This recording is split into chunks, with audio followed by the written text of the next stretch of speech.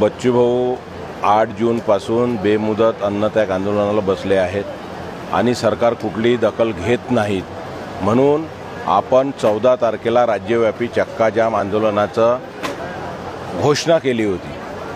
परंतु जे आज दुर्घटना गुजरातमध्ये घडली, विमान दुर्घटना, त्यामुळं आपण 14चा राज्यव्यापी चक्काजाम हा 15 जूनला करत आहे। याची सर्व कार्यकर्त्यांनी आणि संबंधित सर्व संघटनांनी, सर्व राजकीय पक्षांनी ज्यांनी बच्चूभाऊच्या बेमुदत आंदोलनाला इथे पाठिंबा दिला, यांनी कृपया या गोष्टीची नोंद घ्यावी आणि ताकदीनं 15 जून रोजी महाराष्ट्रात चक्काजाम करायचा आहे। एकही वाहन रस्त्यावर फिरता कामा नये अशी मी सर्वांना विनंती करतो। धन्यवाद।